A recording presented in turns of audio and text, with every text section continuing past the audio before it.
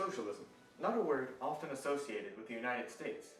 And yet the evidence of this heavily criticized political and economic theory is visible throughout our society. How did socialism come to influence America, and why have we gone to such great lengths to deny it? The answer lies in the story of one man, Eugene Victor Debs. He's not very well known outside the history classroom, but his leadership and philosophy affect each and every one of us. His story is a tragic one that reveals the harsh truths behind America's great era of coming of age and industrial might. Eugene Debs was born on November 5, 1855, in Terre Haute, Indiana. His parents had immigrated to the United States from France, and his father came from a prosperous family and owned a textile mill and meat market. After dropping out of school at the age of 14, Debs worked for the Vandalia Railroad Company before working as a night fireman and grocery clerk. He seemed to have a fairly comfortable future ahead of him, but his situation was to grow more complex. The America in which a young Debs matured and worked was full of opportunity, both for success and for exploitation. United States government policies helped make the rich richer, while at the same time making life very difficult for large numbers of people. Coming in contact with this sort of laissez-faire capitalism that enabled companies to treat workers extremely poorly, cut wages on a whim, and in general treat labor as a commodity to be bought and sold for the lowest price, greatly affected Eugene Debs as a young man. Debs soon became a prominent figure in his community, serving as a city clerk for 2 terms and then as a member of the Indiana General Assembly. Disappointed with the failure of a bill he proposed that would have improved conditions for railroad workers, Debs left the legislature after 1 term. While working a variety of jobs on the railroad, Debs became an active member in the Brotherhood of Locomotive Firemen and Engineers, a mutual benefit society. Debs was initially not a radical. He believed in solving the problems of his industry with deliberation and consideration. In 1883, Debs wrote in the Brotherhood's magazine, "We do not believe in violence and strikes as means by which wages are to be regulated, but that all differences must be settled by mutual understanding arrived at by calm reasoning." Debs, however, grew to believe that the Union should be more active and confrontational to contest the powerful railway companies. After labor lost in the Burlington Railway strike of 1888, Debs founded one of the first industrial unions, the American Railway Union, in 1893. In 1894, Debs's ARU won most of its demands against the Great Northern Railway in its first of many strikes. Labor reform from within the capitalist system looked promising. Things were about to change for Debs when he led the American Railway Union in a nationwide railroad strike against the Pullman Company in 1894. George M. Pullman stands before you a self-confessed robber. The paternalism of Pullman is the same as the self-interest of the slaveholder in his human chattels. You are striking to avert slavery and degradation. Pullman cars and railways were an integral part of the United States rail network, so the strike's publicity and impact was so great that the federal government under Grover Cleveland, seeking to protect business interests, levied an injunction against all striking workers in order to stabilize the transportation system. The In re Debs Supreme Court case of 1895 determined that the federal government had the right to issue an injunction against strikers. Thus, Debs was guilty of contempt of court for continuing the strike. This case, in conjunction with the suppression of labor unions, contributed to Debs's evolution from ambitious trade unionist to radical socialist. Debs's time in jail following the In re Debs court case was essential to his transformation. While serving his 6-month term in the jail at Woodstock, Illinois, Debs received mail from socialists across the country and began to reconsider the ideal organization of workers. I began to read and think and dissect the anatomy of the system in which working men, however organized, could be shattered and battered and splintered at a single stroke. The writings were so clear and conclusive that I readily grasped not merely the argument, but also the spirit of socialist utterance, and I thank all who helped me out of darkness into light. Milwaukee Socialist newspaper editor Victor L. Berger also helped Debs see the light. Berger came to Woodstock as if a providential instrument and delivered the first impassioned message of socialism I had ever heard. After listening to others and considering the current capitalist system, Debs emerged from jail a changed man, committed to the socialist cause. In 1895, Debs brought together the ARU and the Brotherhood of the Cooperative Commonwealth to form the Social Democracy of America. There was to be no reform, only revolution. Galvanized to action, Debs believed trade unions alone could not liberate the working classes. He instead sought to create a community of solidarity and take political action to further his social democratic vision for the benefit of all. Cooperative industry in which all shall work together in harmony as the basis of a new social order, a higher civilization, a real republic. That is the demand. The end of class struggles and class rule, of masters and slave, or ignorance and vice, of poverty and shame, of cruelty and crime. The birth of freedom, the dawn of brotherhood, the beginning of man. That is the demand. Debs's positions were certainly radical, but did not initially cause a stir. His support was limited in the early days of the Socialist Party. However, a changing mood across the nation would open the door to Debs's new ideas.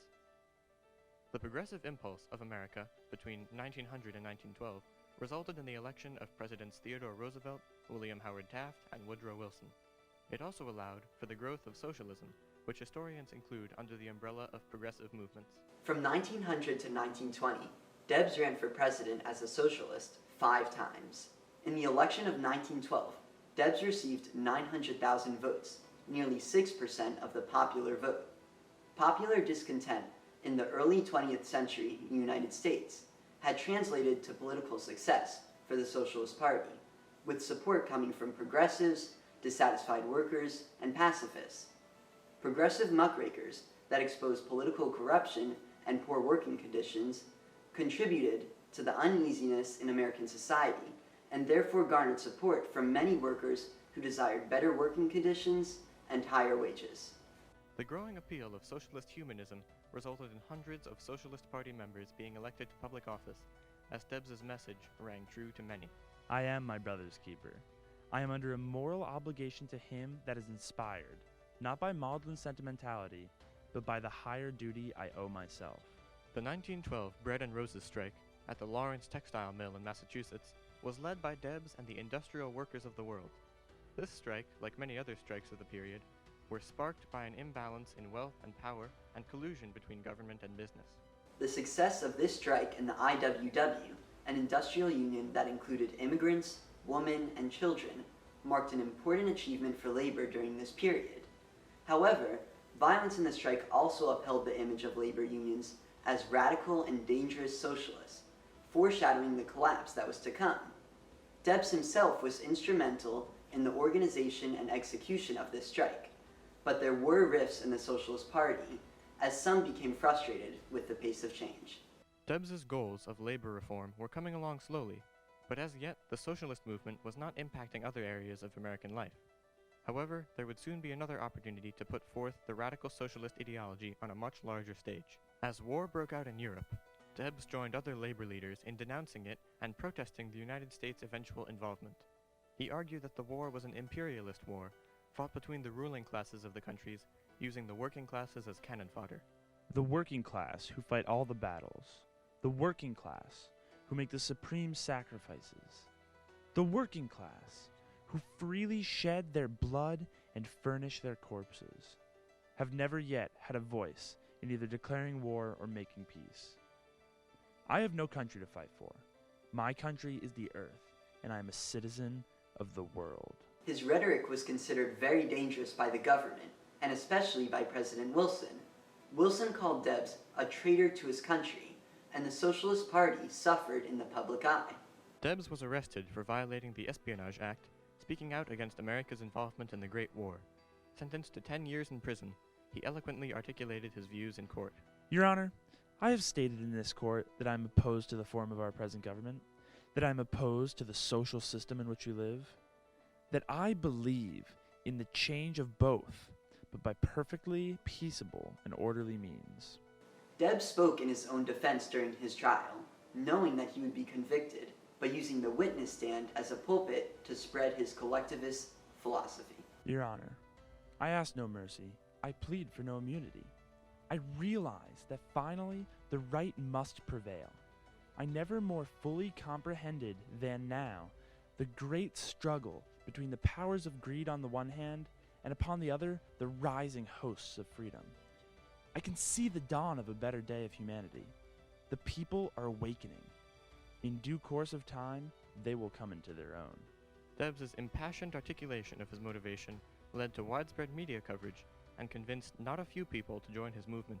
Your Honor, years ago, I recognized my kinship with all living beings, and I made up my mind that I was not one bit better than the meanest on earth.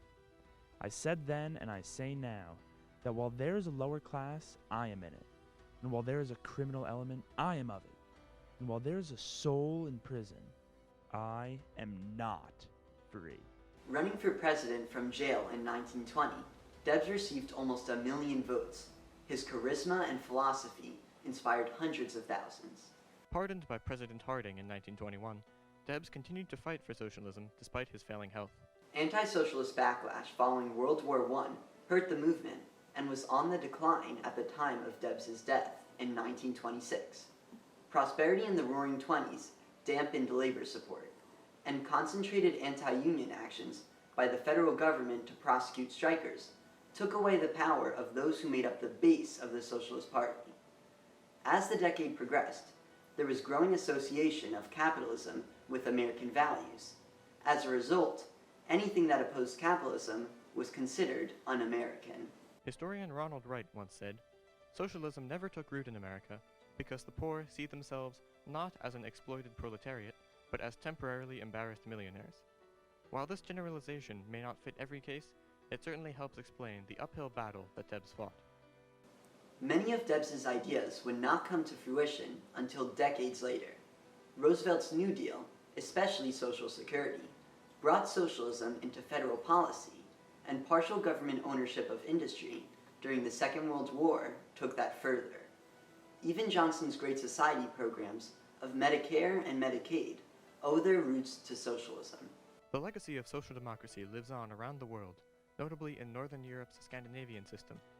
In addition, due to the policies of the New Deal and the Great Society, America's own economy grew to incorporate quasi-socialist elements. The modern standard-bearer of democratic socialism is Senator Bernard Sanders, but his views are often at odds with those of Debs. While Sanders focuses on the economic inequality in America, Debs envisioned a completely collectivist society. I am not a labor leader. I do not want you to follow me or anyone else. If you are looking for a Moses to lead you out of the capitalist wilderness, you will stay right where you are. I would not lead you into the promised land if I could, because if I led you in, someone else would lead you out. You must use your heads as well as your hands and get yourself out of your present condition, as it is now the capitalists use your heads and your hands. Sanders' ideology actually corresponds with the views of a younger Debs seeking to reform from the inside. However, Debs evolved into a radical socialist who sought more extensive change. Despite differences in the ideologies of Debs and Sanders, their beliefs are united by an underlying desire to create a more fundamentally equal society, and the prevalence of Debs' socialist ideology even in modern times indicates how the son of an Indiana shopkeeper came to establish a far-reaching and long-lasting movement that would change the political and economic landscape of America.